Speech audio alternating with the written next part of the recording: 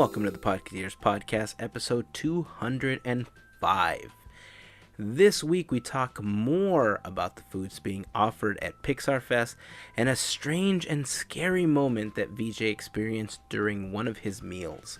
Spoiler alert, everything turns out fine, but you'll hear about what happened in the episode. But as a teaser, I'll leave you with this question. What is the strangest thing that you've ever found in your food? Leave a comment for us on Instagram, Facebook, or Twitter. We may read your answer in an upcoming episode. Plus, we talk about a new event to preview Pixar Pier and why we're a little confused about it. Speaking of events, a quick shout out and thanks to listener Ashley, who sent us a review of her evening at the second Star Wars night, which you'll hear in this episode. Remember that if you attend an event and want to share your thoughts, record them using the voice memo app on your phone and email them to comments@podketeers.com. This episode of Podketeers is made possible by the generosity of listeners just like you. We like to call those listeners our podcast Fairy Godparents, but they like to call themselves the FGP Squad. If you would like to become a Fairy Godparent of our podcast, you can do so for as little as $1 per month via Patreon. But if you sign up for a contribution of at least $5 per month, you will get the exclusive Fairy Godparent button as a thank you for your support. And if you would like a little more information about the FGP Squad becoming a Fairy Godparent, head on over to podketeers.com/FGP. You like ordering on Amazon, don't you? Did you know that you can help the podcast with just a few simple clicks? Before you place your next order, consider starting that purchase by first going to podketeers.com/Amazon.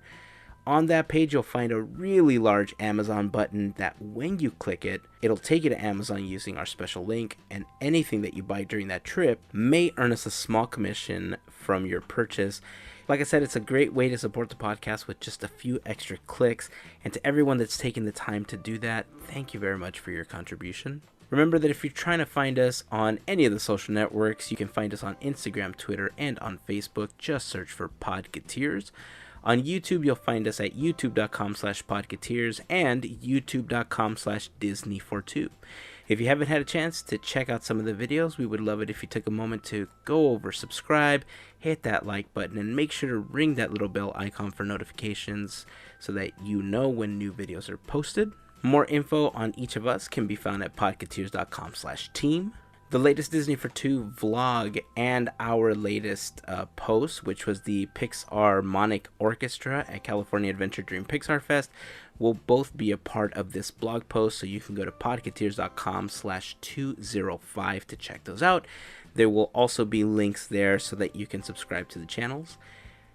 Also, just a couple of days after the release of this episode, we will begin to post every episode on YouTube. We're in the process of uploading episodes 190 through this episode onto the channel, and some are actually already live, including some of my favorite episodes, which was our interview with former Imagineers and Disney legends Bob Gurr and Rolly Crump. Plus, we have an amazing interview with the creative director of Marvel Entertainment, Brian Crosby. Those are available on the YouTube channel now, so you guys can go check those out. New episodes will still be released on Wednesdays for all of you that are already subscribed through the podcast app, so you don't need to do anything. But going forward, every Friday morning, we will also be posting that week's episode on the YouTube channel for anybody that likes to consume their content through there. So again, make sure to subscribe, ring the bell icon for notifications and all that good stuff. All right, it's time to jump into the episode. But before I do, I just want to say a quick thank you to all of you for taking a small portion of your day to hang out with us. So thanks, guys. Here is episode 205 of Podketeers.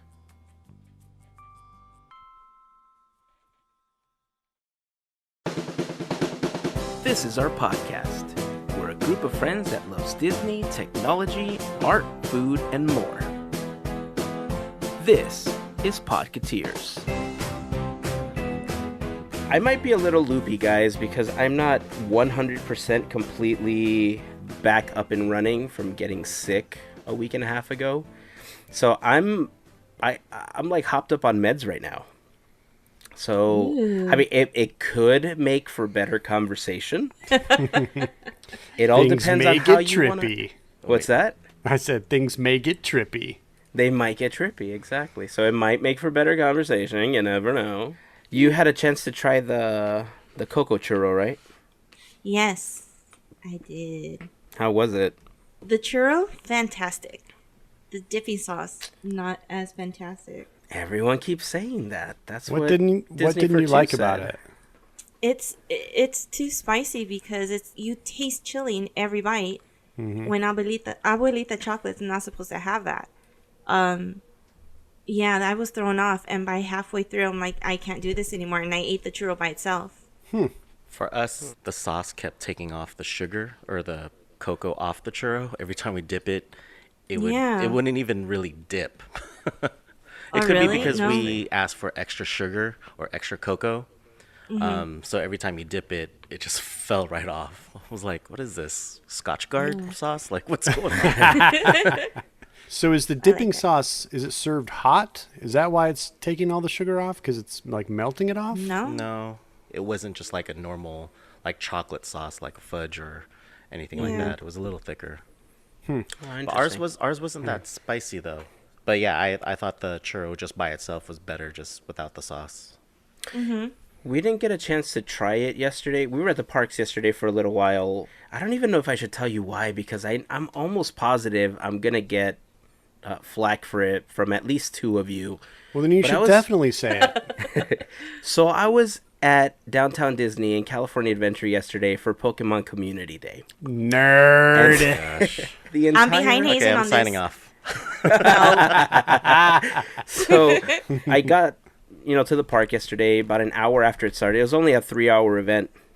So I got there, Lynette and the boys went to California Adventure. They met Black Panther, which was super awesome. Yeah. And Black Widow at the same time? And Black Widow at the same time. Yeah, and this was great for them because they saw Black Panther for the first time on Friday night with us. Oh, We nice. we purchased the Blu-ray. If you guys remember, Lynette had not watched it yet. And so we said, you know what? We're going to let the boys watch this one with us. They loved it. They were just glued to the screen the whole time. We got to California Adventure, and my youngest, he's got a very musical brain. We get to DCA, and we're walking through Hollywoodland, and he's listening to the music, and he turns to Lynette and says, Mom, that is the music from the challenge scene where they're gonna Wow. crown a king. And she's like, yeah, it is.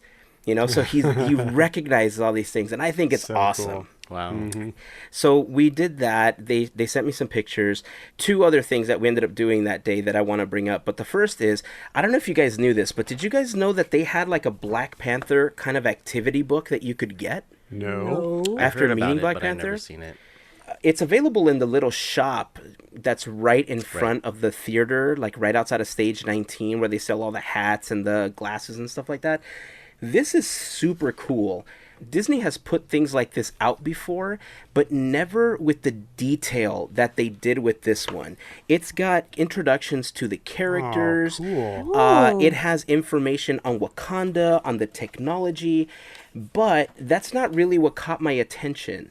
What caught my attention was an article in there called The Mantle of Black Panther, and it talks about his family. And then, right on the next page, they force kids or whoever does this activity book to really think, and they have a family tree. And they ask you things like, think of the leaves on the tree. Who is important to you? Think of the branches. What are your hopes, your dreams, and your wishes? Think of the trunk of the tree. What skills and values are the core to who you are? Roots. Where do you come from? The ground. What are your weekly tasks and responsibilities? And this, I think, has been one of the most well thought out activity things that Disney has done, at least I think, in a really, really long time. Usually they have these little coloring sheets, which are fun. They have the drawing activities, but this Black Panther activity packet is by far one of my favorite and one of the coolest things you can get at California Adventure. And it's free. You just Wow. walk up and you ask for it.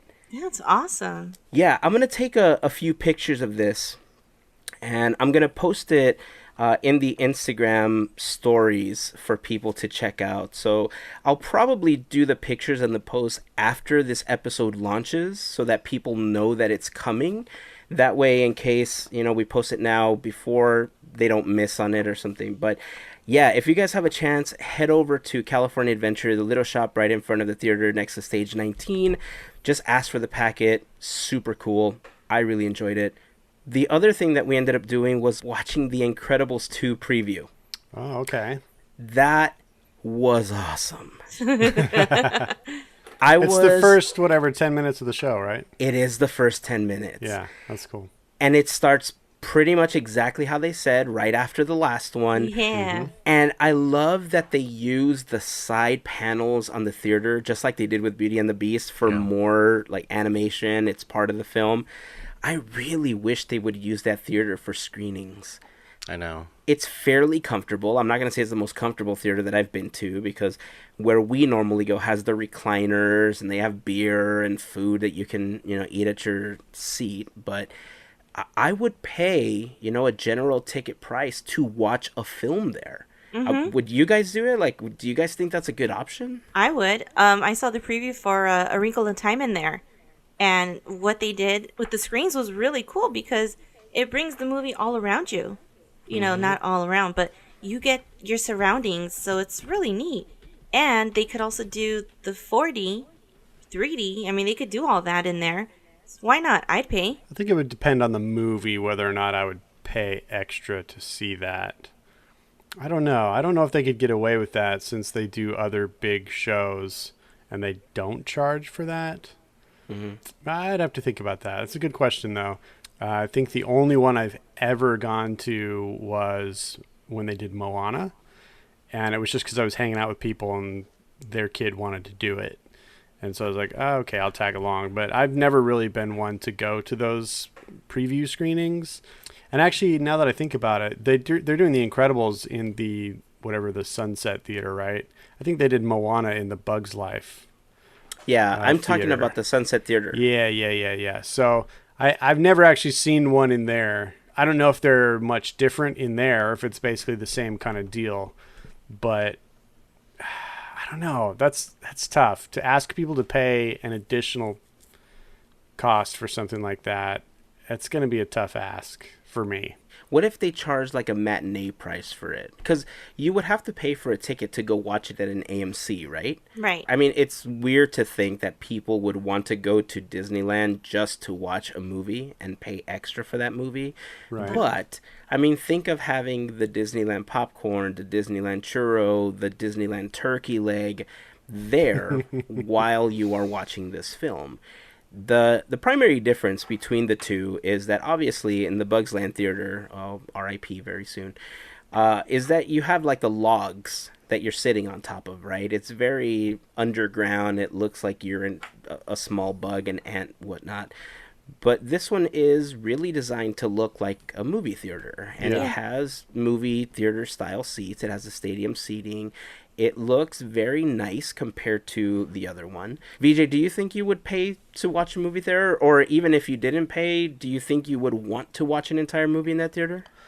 In that theater, probably not. Just because I know there's more comfortable theaters with better sound and bigger screens. But I don't mind seeing the previews there. I thought when I saw Beauty and the Beast and I was looking on the sides like, whoa.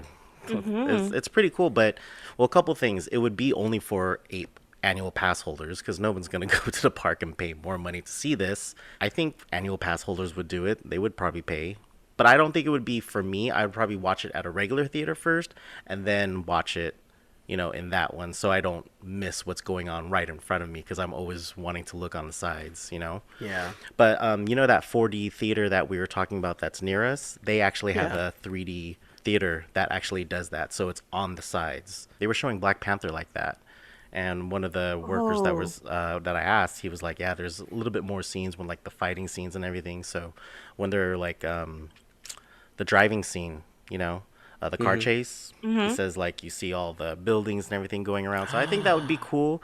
And it really, like Gavin said, it depends on the movie. Like if it was a cool action movie, that'd be cool. But I think Incredibles would be cool.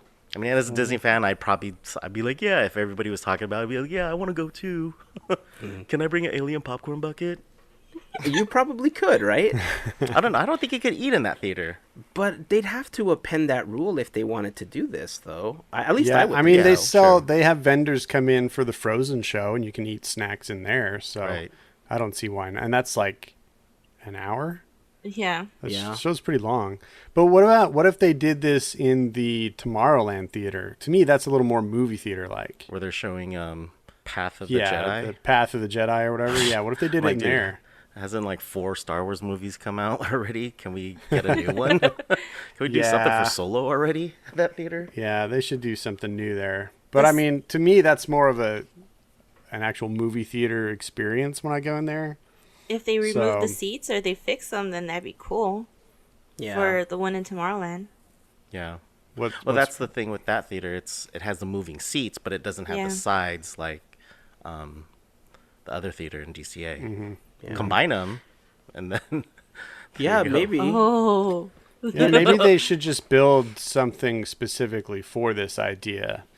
Because I don't think any of them was ever conceived to be what we're talking about right now in Right. any way. Right. So maybe that's something that we can blue sky and come up with a great idea and develop it and then slide it across the table to old Bobby and say, hey, we got a great idea for you and your Imagineers. So that probably is going to be in the new hotel. That's since they're going to be taking Yes. away AMC, they're going to be Oh, building a movie if- theater in that hotel, and then Yeah. it'll be a 4D If they experience. do There a you go. swanky theater in there, oh, that would be so cool.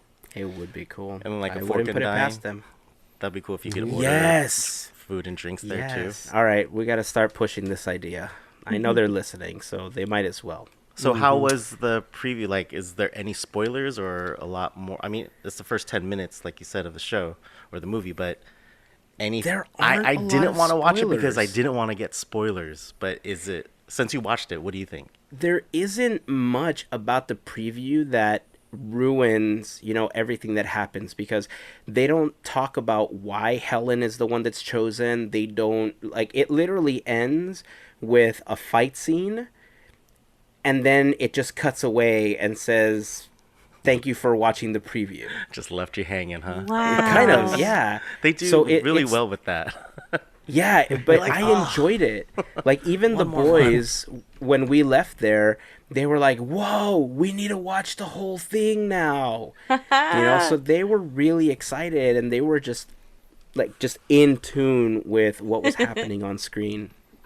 That's So, cool. I mean, I was excited for it before, but I think just watching the first 10 minutes, any notion that I had thinking that it was just going to be a reverse version of part 1 just went out the window, and the Pixar fan in me took over, and I just thought, I'm watching a new Incredibles movie. I'm watching the first 10 minutes of an Incredibles movie. And it was just all excitement watching it, Yeah. That's So- cool, man. I'm really looking forward to when this comes out in a few weeks. So I know I joked about it, saying that I was going to wait a couple of weeks to watch it, but I don't I think I'm going to told be able you. to. I don't think I'm going to have I to knew watch it. it sooner. I knew it. Well, I have another question for you though before we move on. So I mentioned that I saw the preview for Moana when it was in the Bugs Land theater, and in that one, since it was so water based, like when they showed a ocean waves splashing over the rim of a boat or whatever, they would actually shoot a little bit of water at you to give you that kind of effect. Did they do anything like that in that theater? Yes. They sure did. Yes. Nice. And even when Frozone appears and does his thing during the 10 minutes, it gets slightly colder. Ooh. Very cool. Yeah. That's great. Are they blasting like Liquid what is it? nitrogen in your liquid face? nitrogen. I don't know what they're doing. I just know it got colder. They probably That'd just be cranked awesome. up the AC for 3 seconds. but- Right.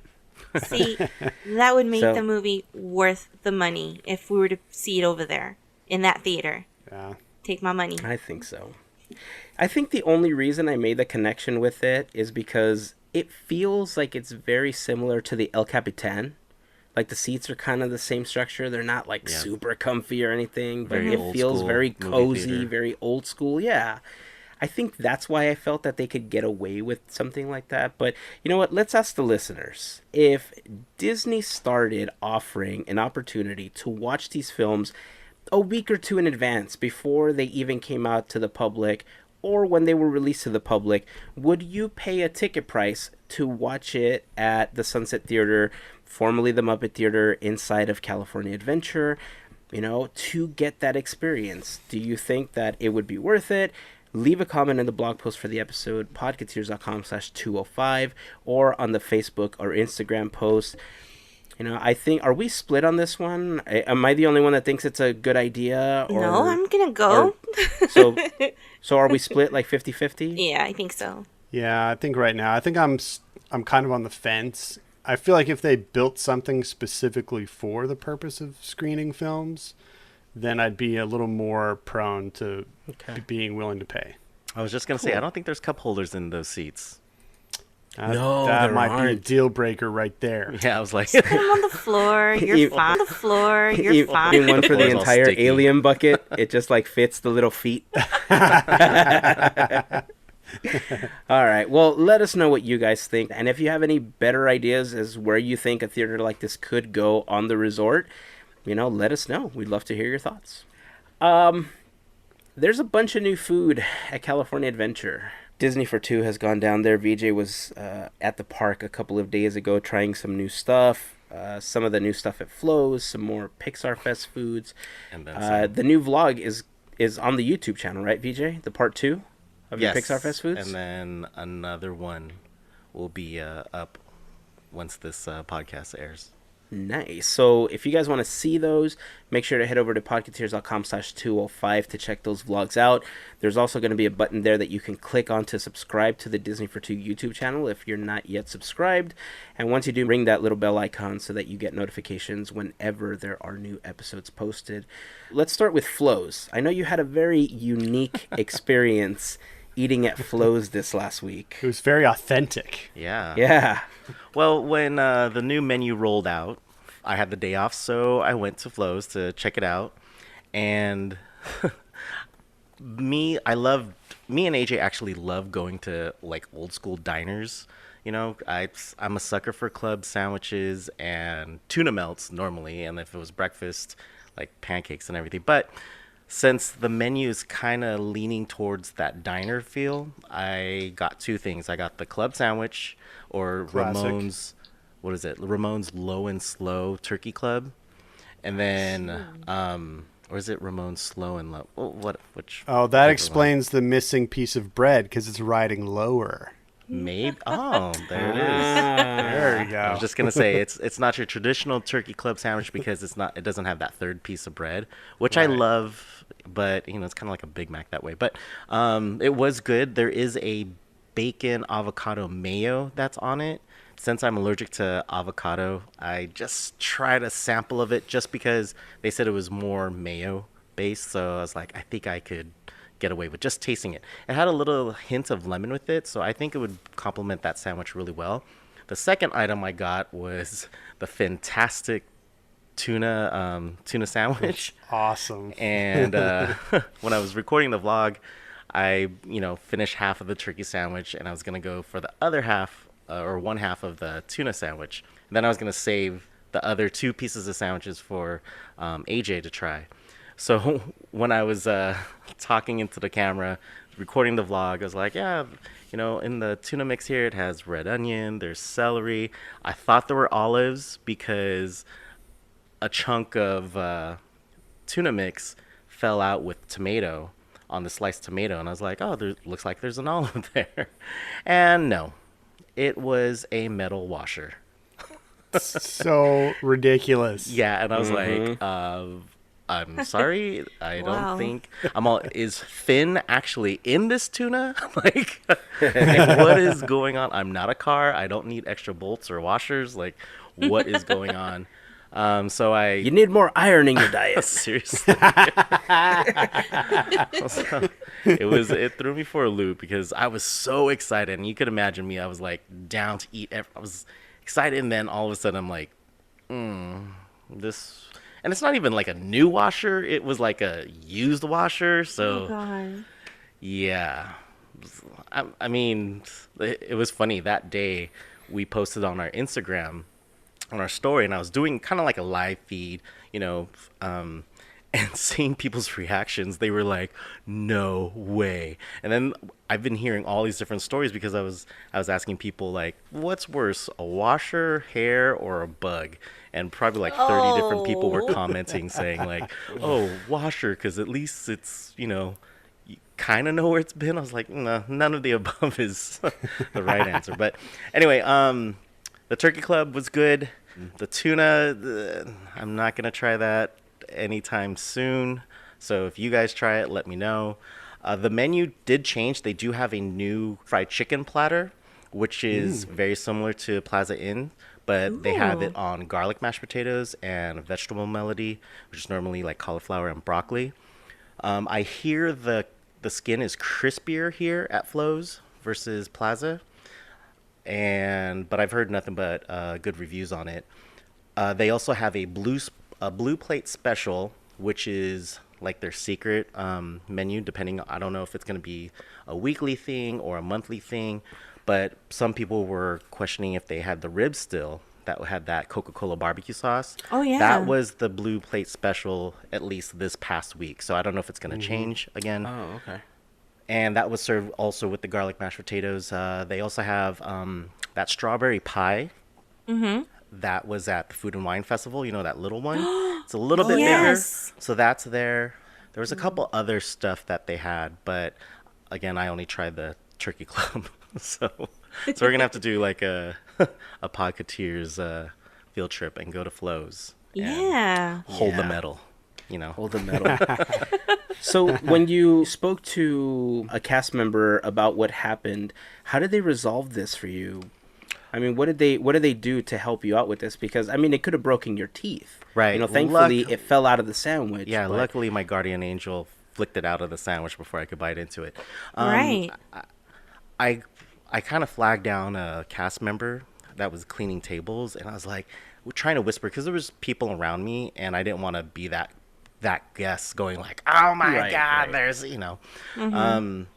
So I told him like if he could possibly get a lead or a manager, and he's like, "Is there any concern?" I was like, "Look at my plate," and he's like, "What is that?" "Oh my God, that was in your." I'm like, "Yeah, get your manager." So the manager came out. She was very kind. She was very apologetic. I mean, I work at a restaurant, and I know stuff like this happens. I've seen stuff from not like little metal shavings from the scouring pads when they, clean the pans. I've seen little stuff like that, but I've never seen a washer. But yeah, I mean, at that point, like, what can the manager do? She just offered if I wanted the money. She already like said, "Oh, give me your receipts. I'm gonna give you your money back. No questions asked." I didn't even like say, "Oh, I want my money back." She already went for that first, which was cool. And then she asked if I wanted something else, and at that point I was like, no, I kind of lost my appetite. She said, "Do you want a dessert, shake, pie, anything?" And I was like, "No, I'm okay." But even though she gave me the money back, she came out with a milkshake. She's like, "You know what? This is a new one. Try it. It's kind of like actually you'll love it, Heyzen. It's kind of like a 50-50 milkshake. So really? It's orange, orange creamsicle." Yeah, but she asked if there's anything else. I was like, "No, you were cool," and she was very understanding. She's like, "Thank you for understanding. This normally doesn't happen." I'm like, "I know. It normally happens to AJ. Of all people, it happened to me. I never get this. Always happens to AJ, from bugs to hair to whatever you name it. She probably got it." But yeah, it was cool. The milkshake was good. So I get that again, but I definitely want to try like the fried chicken and some other menu items, just not the tuna. Did you happen to ask if the tuna was made in-house or if it was externally brought into the park? Yeah, the manager, I asked, and the manager came back, and she didn't know at the time, but she came back and said it was a prepackaged mix. So okay. So I don't, yeah, so it could have been something at Disney and the kitchen there, or I'm assuming it's from the manufacturer, because I don't know what could be in their kitchen that would fall in, So Right. it's going to be a mystery for a long time. Well, and as everybody who watched your Instagram story knows, that the finale to this story is that they made you the mayor of Radiator Springs. They gave you the key to the city, And Right. all of us get to go to the front of the line of Radiator Springs Racers whenever we want now. Yep. Honorary mayor. Yes. They It call is me so Stanley good. now. It's so good to know you. I'm just glad nothing happened to your teeth. That was I know. scary. Could you imagine? Then I'd be Oh my gosh. definitely the new owner of Flo's. Flo's would be out of business. Oh. Well, you're out of here, Flo. Go sing somewhere else. Well, I'm glad that, like Mel said, glad the story turned out well. It's really sad that that ended up happening, but I'm sure that because of this experience, like you said, it happens everywhere. I've gone to restaurants that I frequent that I've seen hairs and stuff in my food as well. I think most people would just be instantly turned off by something like this and just, I'm never going to eat there again. Right. I don't feel like that. I think that this was an anomaly. It does happen. It doesn't happen frequently. I mean, if it happened like every fifth plate, that's a different story, right? Right. But, I mean, I haven't heard of something like this happening at Flo's. I'm sure that it has, but I haven't heard of it. And normally with social media, something like this would blow up, right? Yeah. It would just be all over everybody's feeds. People would be retweeting it, reposting it. So because it just seems like it's one of those events that happened, once every whatever amount of years, months, whatever you want to say about it, it's not going to turn me off from trying out the new food. Right. I may try the tuna, maybe in a few weeks when they get a new supplier, but I'll try Eventually, that shake. I think I will. So, yeah, man, I'm glad your teeth are okay. Yeah, it's just weird. It's just, I remember watching the Instagram story and your reaction was kind of priceless. You're like, oh, and the sandwich has this. What is that? Oh, man, I thought that was an olive. So let's talk a little bit more about some of the other food, Pixar Fest foods. Last time you told us about all of the churros and some of the stuff that you guys had tried in the part 1 video. What else have you guys tried since then? And what would you say is definitely something people have to try? One of my favorites, or AJ's favorite too, even you guys know that AJ doesn't handle spice very well, but Cozy Cones actually has this habanero turkey meatball cone, which it has like this habanero marinara sauce, turkey meatballs, and you get a lot of meatballs. I think you get like 10 of them in there, and then there's Oh, a wow. spiral pasta in the bottom of the cone, and then you get to eat the cone afterwards too. And then there's these Parmesan crisps that are in it. Definitely recommend that. I've gotten that 3 times already. Probably that and the Hot Link corn dog. Those are probably like the ones I've been getting all the time. I don't know if we talked about it in a previous podcast, but the Lotso funnel cake. Did we talk about that one? I think so. Did we? I think we briefly talked about it before. A little bit, I want to say. Yeah. Well, that one's a really great one at Hungry Bear. It does come, it's strawberries and cherries with strawberry butter on the funnel cake. The only thing that throws it off is they give you this side of this spicy, like a spicy maple syrup. I don't even know if it's maple syrup. It's very weird. Melissa, if you didn't like the spice in that chocolate dipping sauce for the churro, yeah, you're not gonna like this one. It's that's spicy? The one in our vlog too. I'm like, I don't think you could ever ruin a funnel cake, but putting that sauce on it definitely ruins it. Oh. And we know a couple other people that tried it, and they're like, yeah, it was throwing us off. It smelled weird and it just tasted funky. Like, why were they trying to do this? So yeah, if you get that, I mean, try it. If you guys like it, cool. But for us, it just wasn't. Yeah, when you're having a funnel cake, you're like, you want that sweetness, Yeah. but that spice Yes. was way off. It was way off for us. Yeah, sometimes with fair food, you just need to leave well enough alone. You don't need to Right. mess too much with a funnel cake. You can add a little strawberry flavor, yeah, but when you start adding spicy maple syrup, what's going on in your brain? And it didn't even smell like maple syrup. I don't know if this is too graphic, but it smelled like somebody took a cigarette butt and they put out their cigarette in the maple, and then they added cayenne pepper and some sriracha. That is And then mixed it nasty. up and then said, enjoy. Oh gosh. Wow. That's sauce just It is makes me want to go banned. get it right now. I know, right? I did have a question, VJ. I finally got to taste the lemon soft serve cone, and I wanted to ask you, did it kind of give you a citrus swirl kind of taste, like the tangy taste? Okay, did you get just the soft serve lemon, or did you get the it's snow capped lemon? Snow capped. Okay, so that was another thing that we tried. The Pixar Pier frozen parfait is awesome at Adorable Snowmen, and then we also tried the it's snow capped. And if you watch our next vlog that's out, or our latest vlog that's out, you're gonna laugh at all the faces that me and AJ make because we feel like we're going crazy. You know that quote in Zoolander where Mugatu's like, "I feel like I'm taking crazy pills here." Yes, exactly what we went through. So you know how it's dipped in white chocolate, right? Right. And they just tell you it's white chocolate. What they don't tell you is that the white chocolate actually has lemon oil in it. Okay. So then when you eat it, you're like, oh, white chocolate, what is that? Yeah. It's like someone zested a lemon and put it on the white chocolate and didn't tell you, and they're just waiting and recording your face because they're pranking you. It is Right. It's like how super those- strong. It's very tart. It's very tart, but It like kicks you in your face like twice. You get that initial like lemon head reaction, and all of a sudden it's like, but it's good. really good. I was just when I had it, I'm like, this is really tangy, but this kind of reminds me of citrus swirl. yeah, it kind of not as I think it's more tart than the citrus swirl. Yeah. Oh yeah. It's funny. Like I do want to get it for somebody and just record their facial reaction. Aww. And for those not familiar with citrus swirl, can you guys explain for those that have not had it or heard of it before? Oh, didn't you Like Google me? it, Hazen? I thought you I did. saw it in the Google So Maps you've had while it, I was right? 'Cause going you through the Googled park. it? No, yeah. I YouTube videos? squeezed the. Yeah, totally.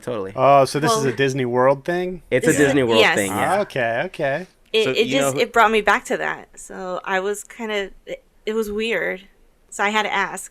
So basically, it's like a Dole Whip, but it's not all pineapple. It's swirled up, but it's half and half of orange and pineapple.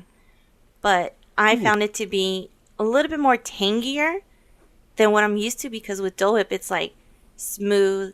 It's, pineapple. There's nothing to it. It's really, really good.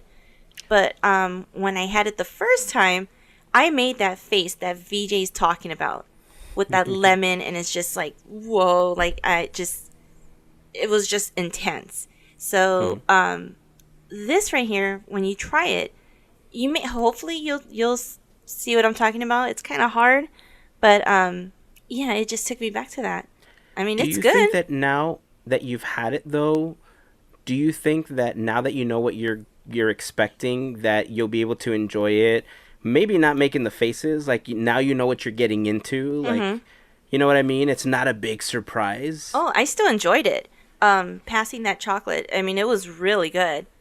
I think we waited only 25 minutes.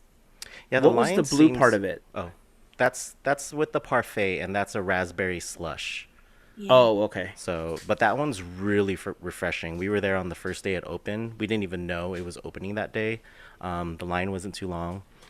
We've seen the line go over 40 minutes, but luckily the 3 times that we went, it was only like 20 minutes or less. So, but I think as we get into the summer, it's going to get longer Oh. and longer. Yes. But the cool thing is, I don't know if they had it for you, Melissa. They had like 3 cashiers at one time. No, we only Oh, had really? 2. Only 2. Well, maybe it was only 2. I don't know, but they were going pretty fast.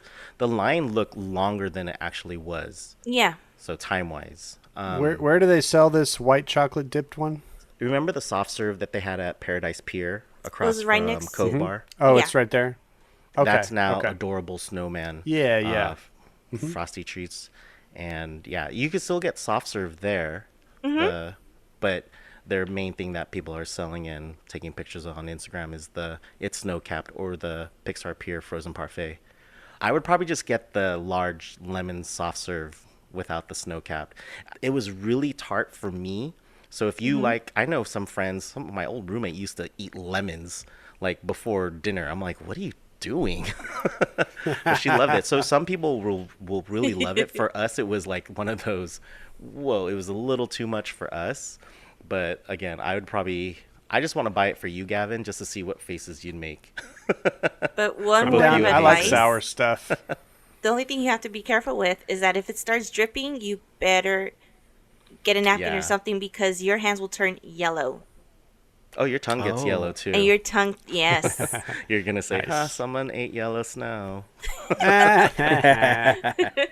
And wait until you get to the chili dip center.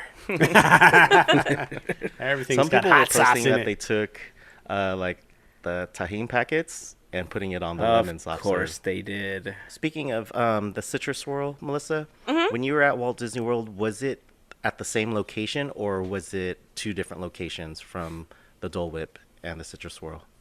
I want to say it was 2 lines. Was it the same place though? Yeah. Okay. Last time when we went, it's 2 different locations now. Oh, So, really? Yeah, and I don't think it was the orange with the pineapple though. I don't think we've ever tried that one.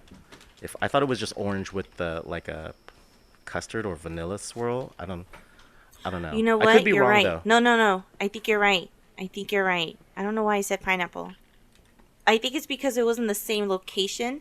So I Yeah, assumed. because it used to be at the same location, across from Aladdin's Flying Carpets, right? Yeah. Now that's just Dole Whip, and then before Jungle Cruise, that's where the citrus swirl is. That's at the And Sunshine Tree Terrace, right? Yeah, yeah. Yeah. And then their character for that location is the orange bird. I don't know if you know orange bird. I love the orange bird character. Like, have you seen the little He's so Funkos of cute. it? Yeah. It's Yeah. so adorable. Like, I feel like the Dole Whip here needs a mascot like that.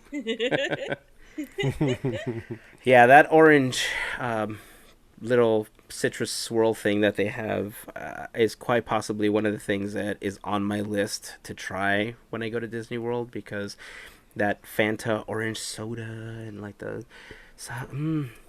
just, I love it. I think you're gonna like that milkshake at Flo's. Yeah, I'm excited.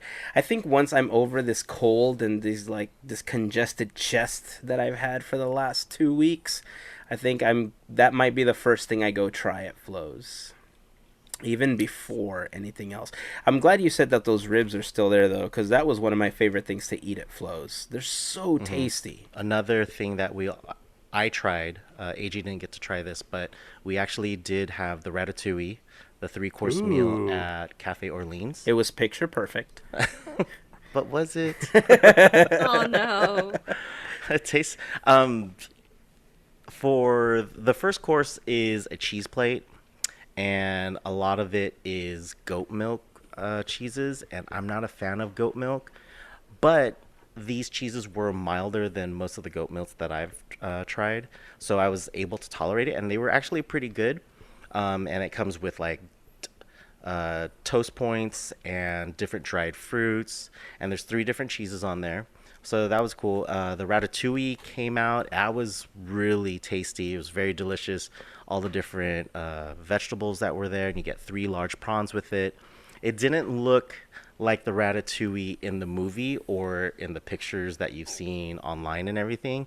They just basically, and that's me, presentation is a lot, coming from culinary school. So when they just stacked the vegetables, I was like, they kind of... to me, it just kind of lost points with that, but the taste of it was really delicious.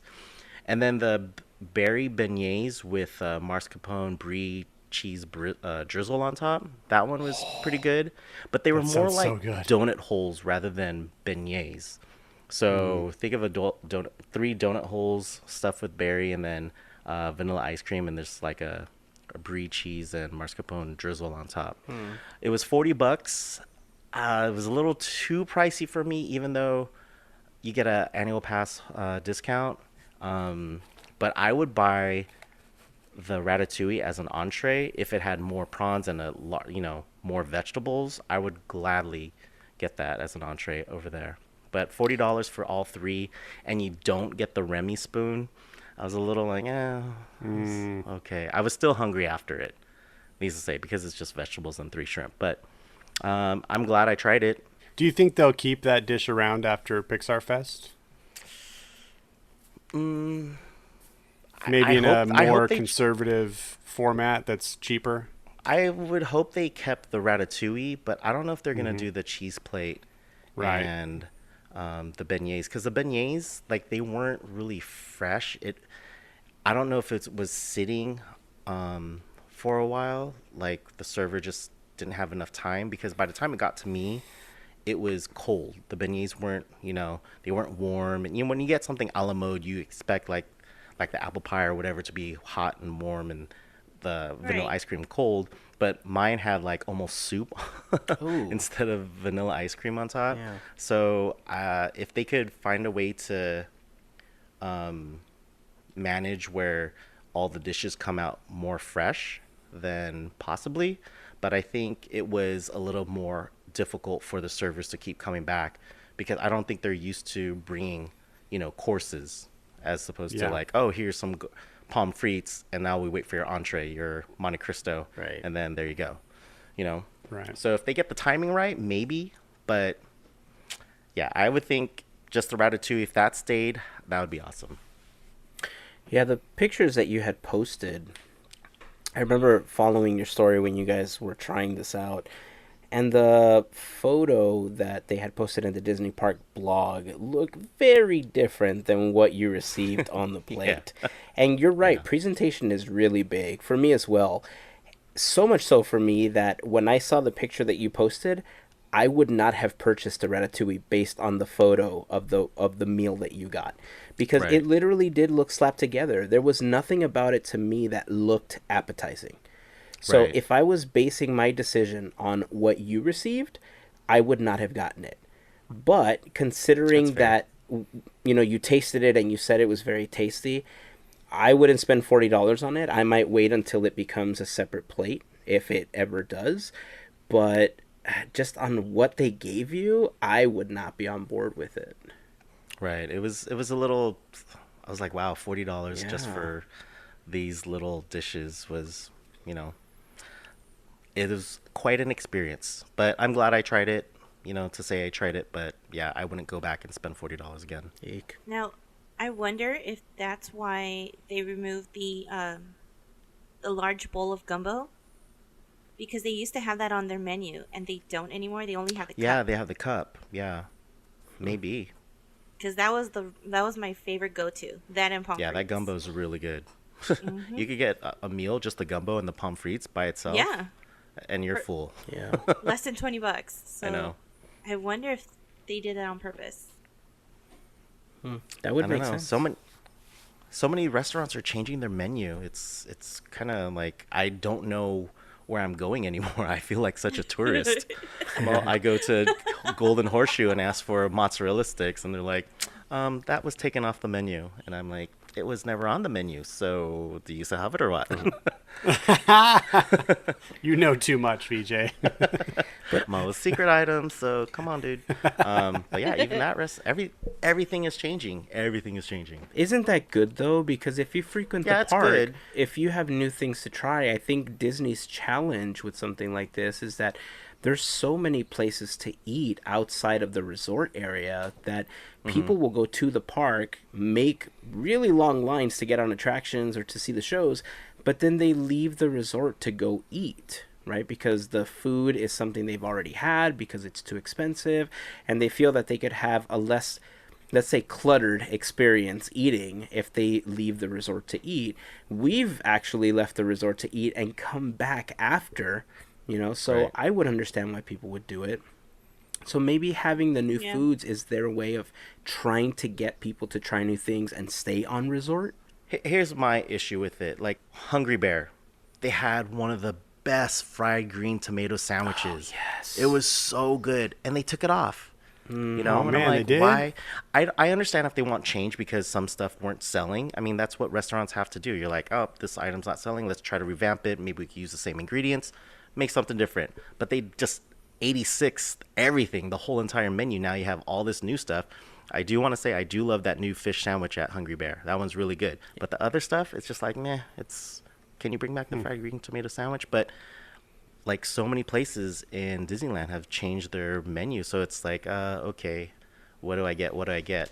But I feel like the only thing that is a big price for feeding a family is pizza. Yeah. Like pizza port, like the slice is $10 or whatever. But if you get a whole pizza, it's way cheaper. But yeah, you can get a cheaper pizza outside of the park and not spend so much. But I feel like the prices at Disney aren't that bad compared to other stuff. You know, like the McDonald's across the street is not a regular price McDonald's. Right. Nope, they're not. You do have to drive a few blocks away in order, Right. like into Stanton and just kind of the surrounding cities of Anaheim. Even all the way up to Angel Stadium, I think the prices are very inflated.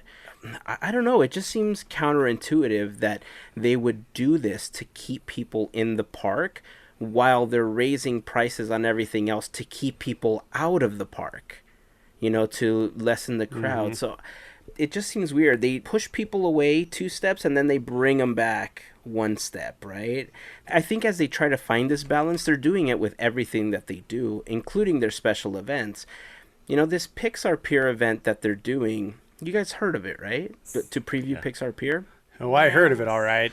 So I want to talk about that in a moment, but before we do, as you guys know, there was recently the Star Wars event, and we had somebody send us a quick review of the first night of the Star Wars event. Not many people know that it was such a popular event that they ended up doing a second night of it on May 9th, I believe. And we had another review come in from listener Ashley. And I wanted to play that for you guys just so that you had an idea, because it looks like there was a lot more stuff to do the second night. It was also longer, right, VJ? I think you mentioned that they extended the hours for the second night. The second night, yes, it was longer because people were going to City Hall saying that they didn't have enough time to do stuff, especially with the picture areas. Yeah.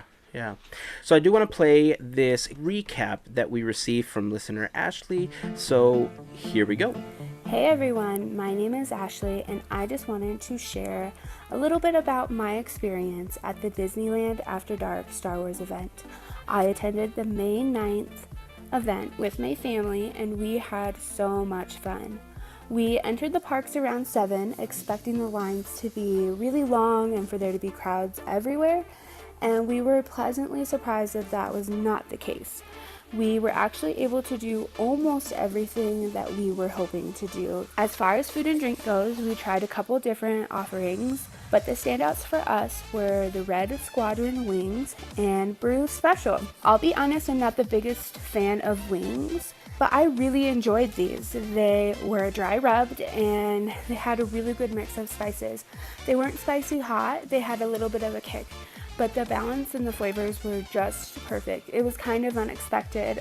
They definitely weren't your average, sticky, messy buffalo wing. And the portions were big and delicious. They were also served with a jalapeno hush puppy and a yogurt sauce. And the whole thing was just a perfect balance of spice, but not too hot. And Brew Special was Disney's take on blue milk. It was a blue jasmine boba tea, and it was so good. We really hope that both of these things end up somewhere available when Galaxy's Edge opens next summer.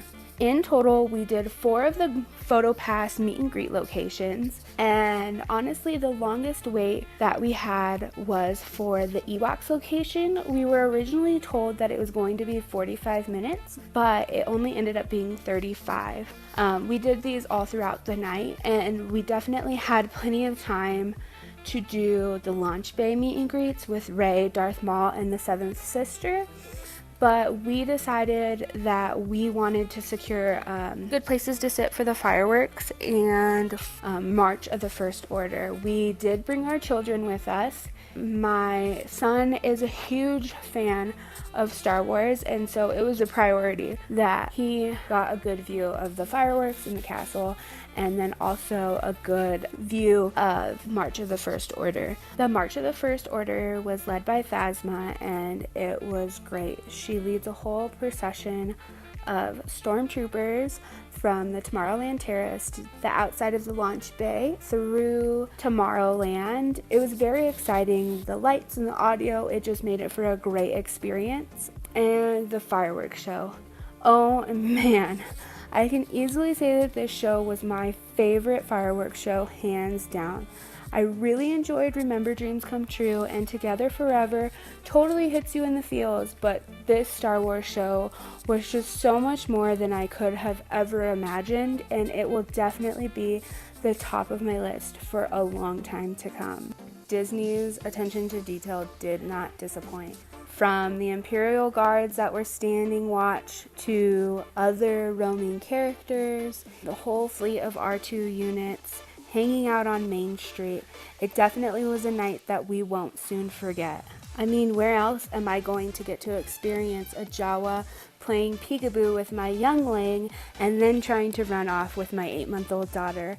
So I highly recommend you checking out the next Disneyland After Dark event if it is a theme that you are interested in, because for us, Disneyland definitely did not disappoint in this area. It was well worth it, and it was just a great experience for our family. Thanks, and hope to see you guys in the parks. So I want to thank Ashley again for sending us that quick review of Star Wars Night. If you guys attend an event at a Disney park or, a movie event or something, and you guys want to tell us about how the event went, just do a quick voice recording on your phone and email that to comments@podketeers.com, and we may hear your review on an upcoming episode.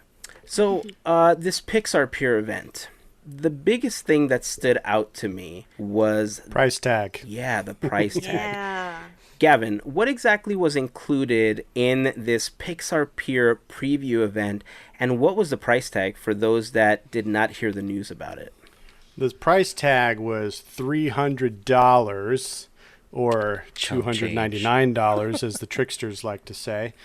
And you got access to Pixar Pier in all of its half-baked glory at that point. The day before the grand opening. Access to the Incredicoaster. All of the food offerings, which was cool, and you got little vouchers to get an item at each of the new food locations. The Pixar Pal Around, is that what it's called? The Ferris wheel? Yep. Featuring Mickey. Yep, featuring Mickey. Yeah. And that's basic. Oh, Midway Mania, but, it's just the same old Midway Mania. Yep. So I think that's it, because the Jesse's Critter Roundup will not be open. Yeah. The Lamplight Lounge will not be open. Oh, so that won't be open. Inside Out attraction will not even exist yet. We don't even know if that's coming. Yeah. I mean, so this is kind of why I said half-baked. It's weird to me that they're charging this kind of event price for something that you're not even getting all of Pixar Pier. You're just getting kind of bits and pieces. And they told us all along that they were going to roll it out, in segments. And I get that. But to me, that just means like this is, I don't know why somebody would pay this much money for what you're getting, especially when all of that's just going to be open to everybody the very next day. Well, it's not easy, like, Gavin. it's yeah, but it's not first. like, I get it. But it's like, maybe if it was like 2 weeks before, and then you'd have like 2 weeks to be like, oh yeah, you guys can't wait. It's going to be amazing. I went on the Incredicoaster, and you can tell all your friends. But the fact that the very next morning they could be there at rope drop and see it hours after you did, I don't know. I mean, to be totally honest, I'm excited about Pixar Pier, but it really is just window dressing for the most part. The things that they're really changing are two things, and that's the Incredicoaster and the Cove Bars becoming, and the Ariel's Grottos becoming the Lamplight Lounge. Everything else is just kind of changing theme, and that's it. Right. It's not really a new land. It's not really any new attractions. So I think it's all neat, and I like that they're drumming up hype over it, and it's the summer of the Incredibles, and we're all excited about the Incredibles. But I got to tell you, except for the Incredibles coaster, the Incredicoaster, I'm a little mystified at the amount of marketing they're putting behind this, because I don't know, it just doesn't seem to be like that much of a thing. I think it's Disney's way of putting a ridiculous price out there and seeing how many people would actually pay. And then they're like, well, if people are paying $300, Star Wars is gonna be $1,000. I agree. Right. Well, did they do something like this for Cars Land? Yeah. Did they?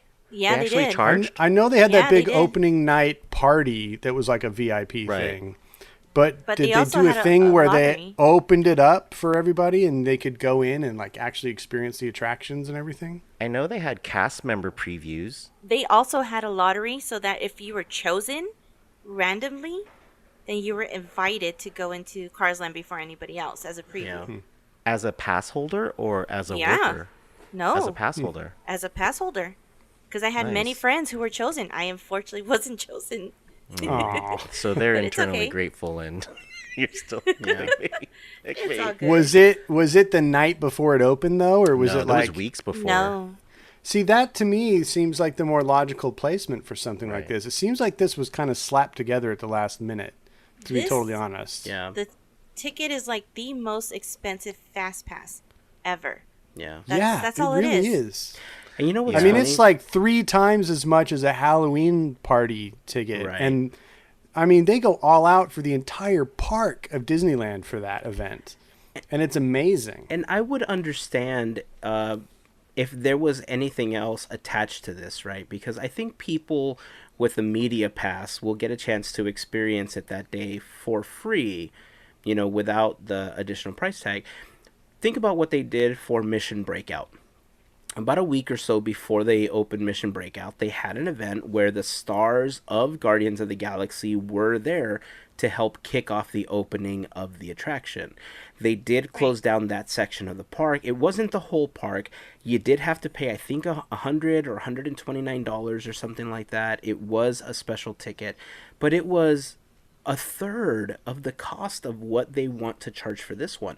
Now, for Mission Breakout, if I had the money, I would have gladly paid for that one because, one, yes, it was a retheming of an attraction, but it felt new. Plus, you were going to meet the stars. You had a chance to do things that don't seem to be a part of this one. With this one, it almost seems like in their head they think, well, we did it retheming Tower of Terror. Why not do it again retheming the Incredicoaster? But maybe they're trying to justify it with the fact that they're giving you a taste of some of the foods. But when you think about it, the foods aren't even going to total $300. Right. Even if it I was mean, this- $100 for the event, you're probably not going to spend $200 on all the food, right? Yeah. I mean, I'd pay $300 if I got to ride the Incredicoaster with Craig T. Nelson. That's other than that, Coach. yeah. But Coach. even with $100, say, is the ticket, and then $100, which you're not going to get $100 worth of food, because the food's going to be $10 Yeah, at most each exactly. place, and there's 5 locations. So what is that? $50? Yeah. Yeah. I mean, an extra $150 just to brag that you're first, or just to be able to ride the Incredicoaster. I mean, unless you're able to just sit and say, this is my reserved seat in this Incredicoaster right here. I got the last row. That's mine for the whole day. I mean, because you get 7 hours, right? From 3 to 10. Yeah. Yeah. And then I was wondering so that day, the day before, that Thursday night, is Midway Mania closed to general public? I would think that they would maybe close the entire pier to try to Yeah, make I it an think so, event, too. right? So that's what I thought, but I was gonna say that kind of sucks for people who want to go to Midway. When I did the Cars Land preview with Pixar, it was a couple weeks before. We got a cool lanyard, and there wasn't that many people there at Cars Land. Granted, you have 3 attractions, but on Racers, I was able to go on 11 different times throughout Wow. the day. So I don't That- know if I could ride Incredicoaster that many times. I mean, that's going to be the only thing there. But That's what everybody's going to be going on. Nobody's going to go on the Ferris wheel. Right. They're going to go on an Incredicoaster. That's what I would do. I wouldn't be doing the food or anything. You would have all my food coupons, and I would just be in line for the Incredicoaster over and over and over again as many times as I could in 7 hours. Yeah. if you rode it 30 times and $10 a ride, then you could be like, oh, okay, it was worth it. Like, I'll take it on 30 different times. But he only Go on puked each twice. car and sit in the left, from the front left to the all the way down to the right rear. Sit in every each seat. one. Just keep going to one seat over and say, I like That's row 8 actually the best. that's actually an interesting challenge, to try and sit in every single seat on the coaster once. That'd be cool. That might be my goal for 2019. Nice. New Year's resolution: sit in every single Incredicoaster's seat. We did hear from cast members that there was less than 100 ticket sales for this event. I wonder if it was I think capped. that might tell So them far. something. It's actually really, it's Well, it's lower not capped than at 100. but yeah, it's like half of that. Yeah. Is more like 30 or sold. That's interesting. But I think you're right. To me, I thought Disney fans, and if I had the money, and there's people, money's no object, whatever, let's go, But I thought there was going to be more people buying this. Well, I think that kind of speaks to what we're talking about, and it begs another question of, do you think they would have been better off completely just leveling Pixar Pier and creating Paradise Pier, and creating a new Pixar land, like completely from a new origin, and not just redressing this Pier amusement park that they've got? Do you think they would have been better off doing that? For my money, I think yes, because, like I said, they're just kind of tweaking a few existing things, and I think they might have been better off just creating a new land with maybe 2 or 3 new attractions, and 1 or 2 of them being e-ticket or headliner attractions. I agree with you, with the exception that I think the logic behind them not leveling Paradise Pier is the fact that they've spent a lot of money in creating the World of Color experience.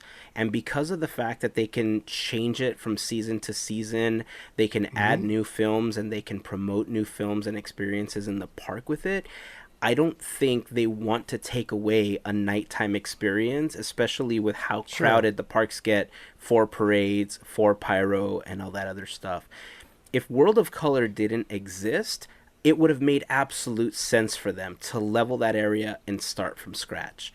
But because of the fact that World of Color exists, they had to re-theme around it. Like, I honestly think that that's the logic behind it. I agree with that, but my suggestion kind of presupposed the non-negotiable status of the bay. Like, I say, leave that, because World of Color is dope. I love it. But everything around it can change, You've got a lot of land around. I mean, that roller coaster is huge. It covers a ton of ground. And, with the types of ride technology that they have at their fingertips, they can make rides that seem a lot more expansive and cover a lot more ground, even if they're in a more contained space. So, I mean, I think maybe if they wanted to do something fully themed, they should have leveled what they had.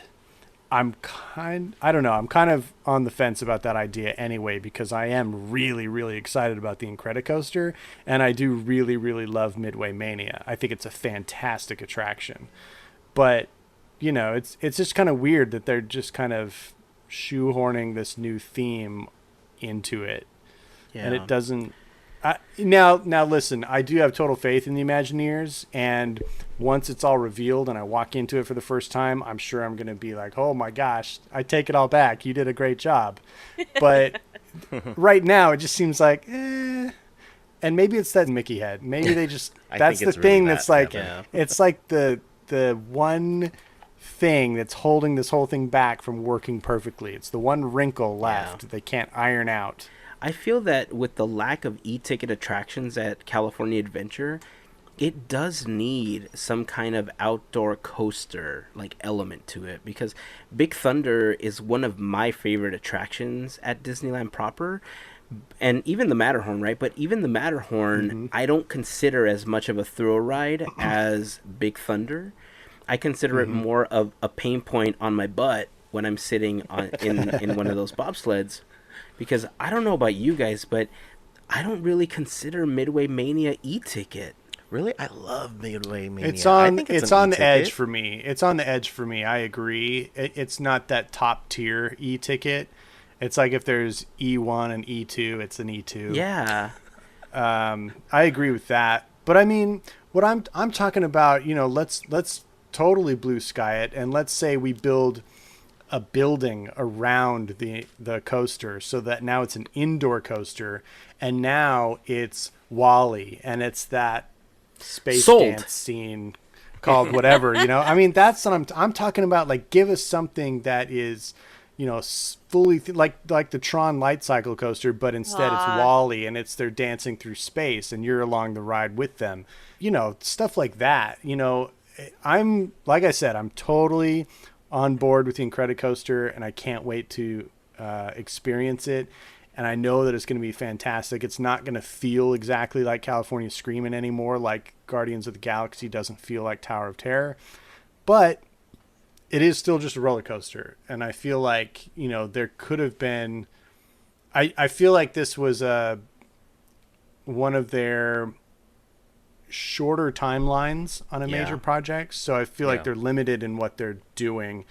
And I'm not really sure why they felt the pressure to do this exactly, because I feel like California Screamin' was always popular and never hurting for riders, and I feel like Cove Bar was a runaway success because there's a longer wait for that than half the attractions in DCA.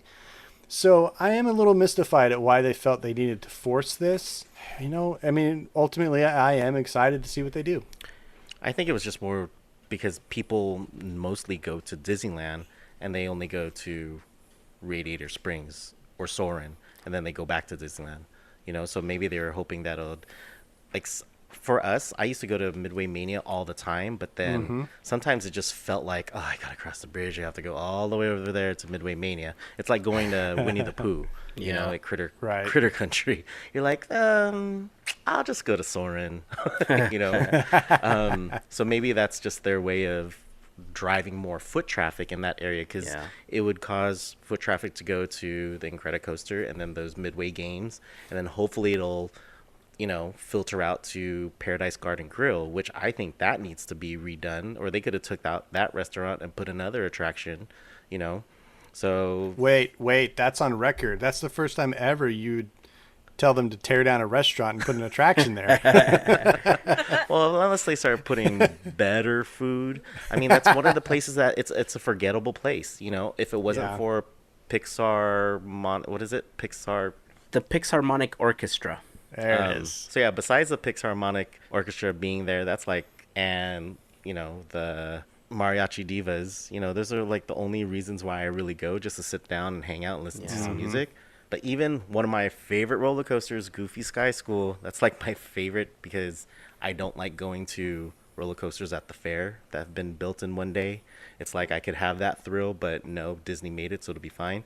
Right. I mean, they can do all that whole area. Make true. it one super long roller coaster and make it a virtual reality kind of experience, so then they could have Pixar overlays every month. Oh, yes. Or every time a Pixar movie comes out, there's a new roller coaster. Or every There time you you go. ride, there's a different experience. Yeah, oh, there you go. It could be like, how many Pixar movies are there? That many experiences. Yeah.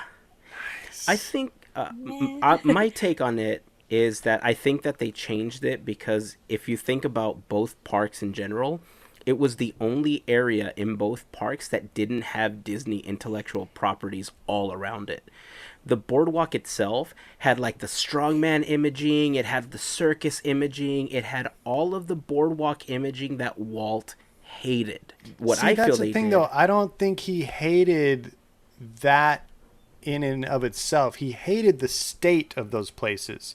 He hated that they were dirty. And unclean. He didn't hate the amusement park aspect of it. He just hated the state of them. True. And the way they were poorly run.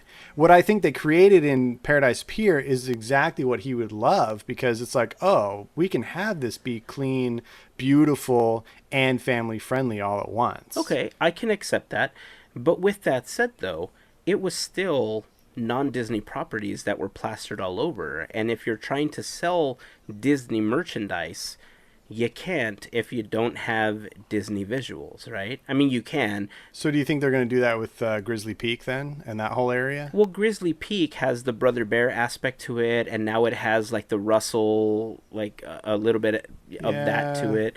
They show up there, but I mean, Grizzly Peak doesn't really. Yeah, I mean, do I anything with think Brother Grizzly Bear. Peak might be the next to go. It could be rethemed Really? to something that is more Disney-esque or Pixar-esque, because ultimately, we've talked about this before, right? How California Adventure is going to lose the quote-unquote California aspect completely, the way that it has in past years, and eventually it's just going to be like Disney's Adventure Park. You know, I don't think they're going to ever call it Marvel anything, because they just can't unless that contract changes. But I can see Right. them calling it Disney's Adventure Park.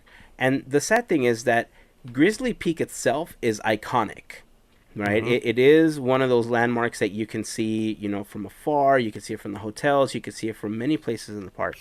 Especially the wilderness trail that's there. I think that's the next to go.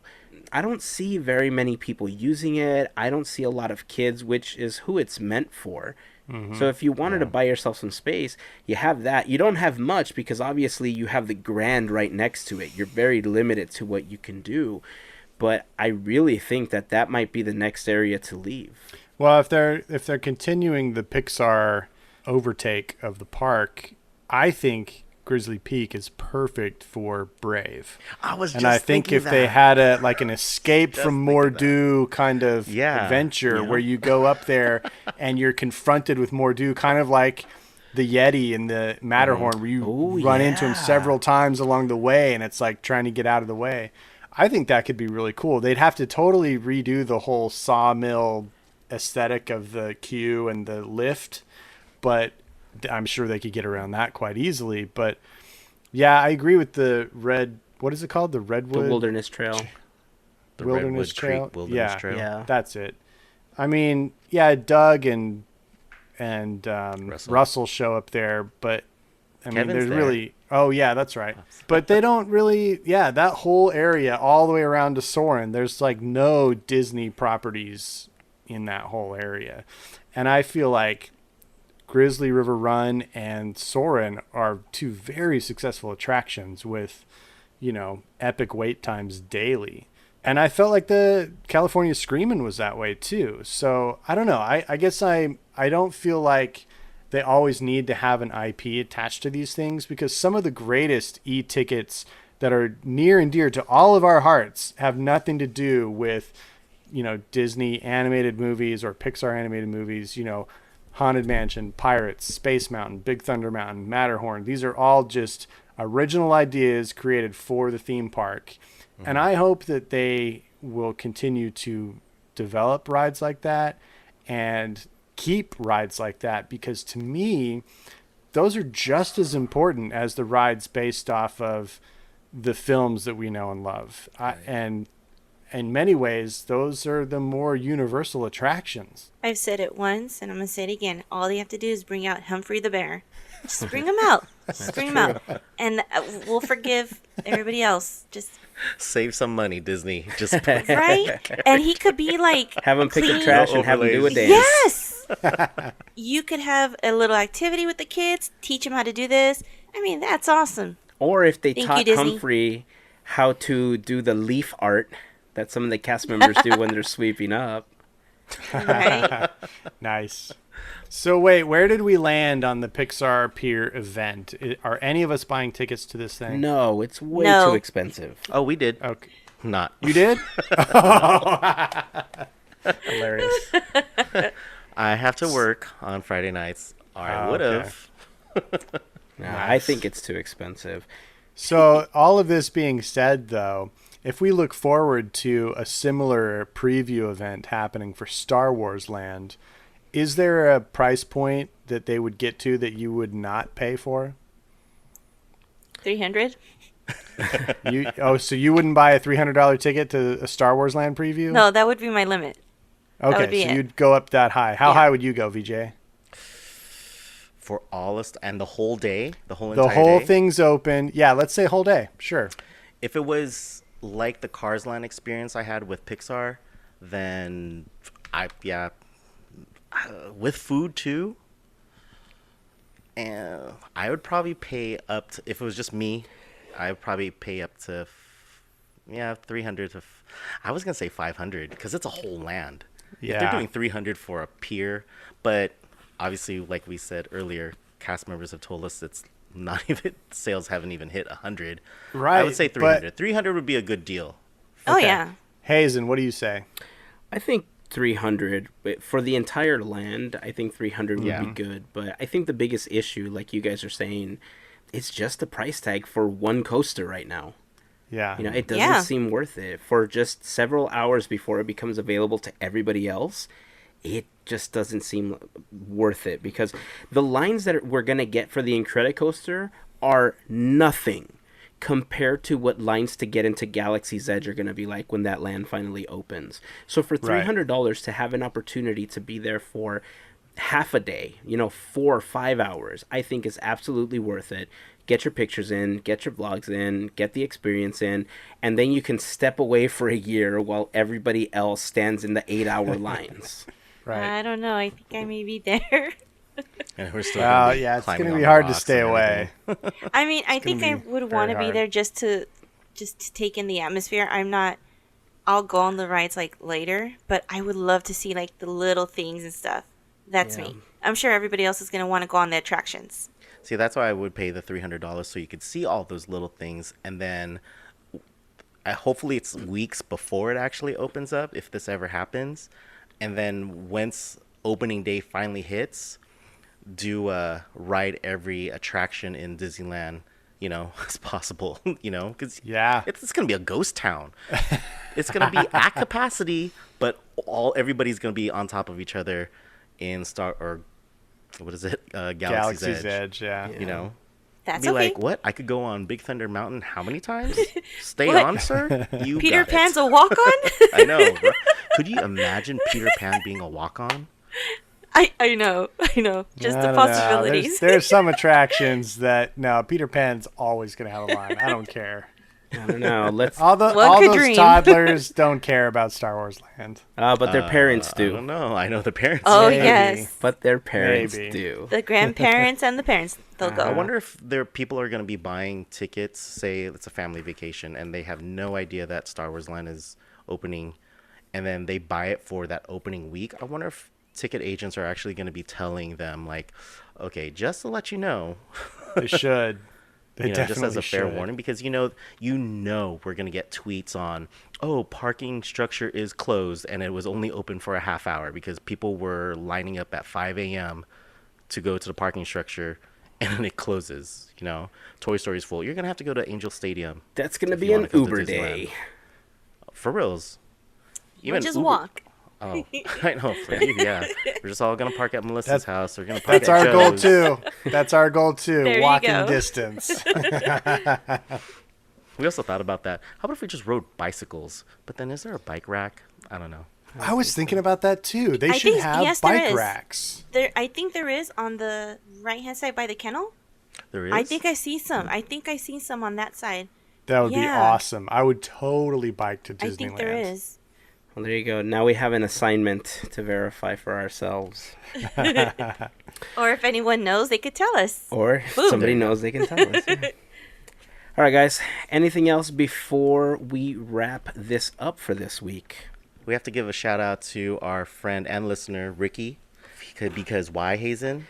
What did he because write? he left a review on iTunes for us this last week. Awesome. Sweet. Thank you. He listens Thanks, every Ricky. Wednesday. So Oh, cool. Yeah, so thank you, Ricky, very much. 1, for listening, and 2, for leaving us an awesome review on iTunes. It really helps us out. People don't think that it does, but it does. It increases the visibility of the podcast to other people. So we know we've told you in the past to come into your people's phones and subscribe them in the podcast app.